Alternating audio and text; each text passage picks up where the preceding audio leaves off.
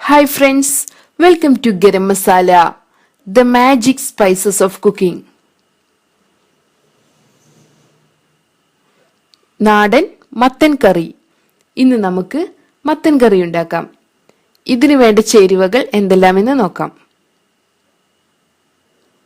മത്തൻ 1 കപ്പ്, പച്ചമുളക് 2 എണ്ണം, ഉപ്പ്, വെള്ളം.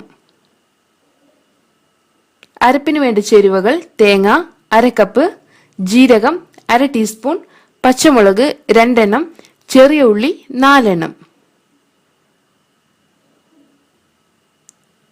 വറവിന് വേണ്ട ചേരുവകൾ വെളിച്ചെണ്ണ 2 ടേബിൾ സ്പൂൺ, കടുക് 1/2 ടീസ്പൂൺ, കറിവേപ്പില, വറ്റൽമുളക്.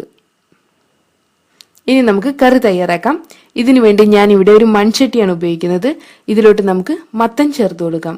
അടുത്തതായി പച്ചമുളക്, ആവശ്യത്തിന് ഉപ്പ്, വെള്ളം ഇവ ചേർത്ത് നന്നായൊന്ന് മിക്സ് ചെയ്തെടുക്കണം. ഇനി നമുക്കിത് അടച്ചു വെച്ച് വേവിച്ചെടുക്കാം. മീഡിയം ഫ്ലെയിമിലാണ് വേവിച്ചെടുക്കേണ്ടത്. ഇത് വെന്ത് വരുന്ന സമയം കൊണ്ട് നമുക്ക് അരപ്പ് തയ്യാറാക്കാം.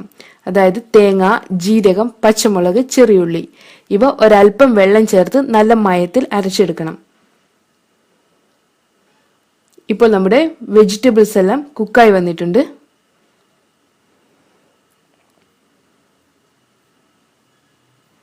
ഇനി ഇതിനെ ചെറുതായൊന്ന് മാഷ് ചെയ്തെടുക്കാം.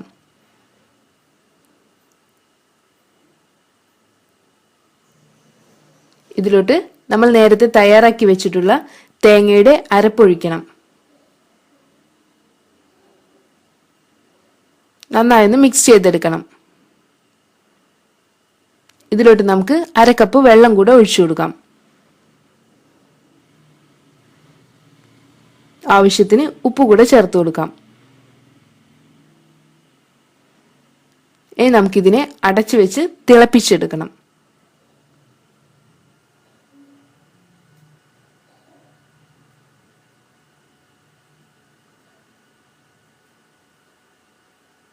ഇപ്പോൾ നമ്മുടെ കറി നന്നായി തിളച്ച് വന്നിട്ടുണ്ട്. നമുക്കിതിനെ ഒന്ന് മിക്സ് ചെയ്തെടുക്കാം. ഇനി നമുക്ക് ഫ്ലെയിം ഓഫ് ചെയ്യാം.